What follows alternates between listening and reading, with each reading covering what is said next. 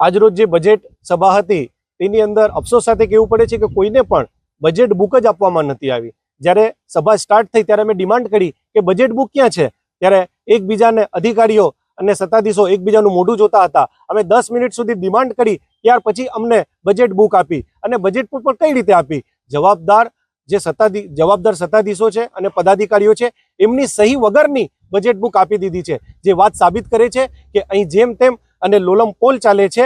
અહીં ખાઉકી અને ભ્રષ્ટાચારનો મોટો અડ્ડો થઈ રહી છે વેરાવળ પાટણ સંયુક્ત નગરપાલિકા.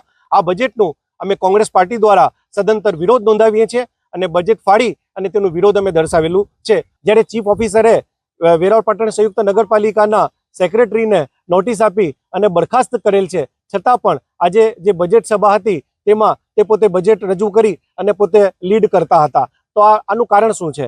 ચીફ ઓફિસરની વાત ન માનતા હોય તો અહીં કેની દાદાગીરી સાથે આ લોકો બેઠેલા છે? આજના રોજ વેરાવળ સંયુક્ત પાટણ નગરપાલિકા દ્વારા 26-27 નું કુલ 125 કરોડનું બજેટ વિપક્ષના વિરોધ વચ્ચે બહુમતીથી પસાર થયેલો હતો. અંતર્ગત એક મહત્વની ચર્ચા છે કે જે સુડો બાંધકામ પરવાનગીની સુડોની અંદર પરત પરવાનગી મંજૂરી ગઈ છે, એ બાબતે નગરપાલિકામાં પરત લાવવા માટે સર્વાનુમતે ઠરાવ પસાર કરવામાં આવેલ છે.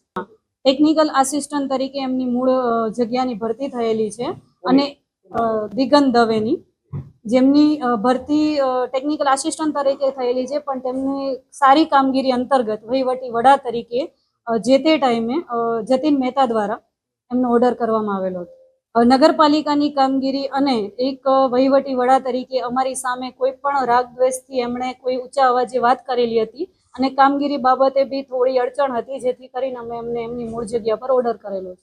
ઓર્ડરની અમલવારી આજના રોજથી ચાલુ કરવામાં આવશે.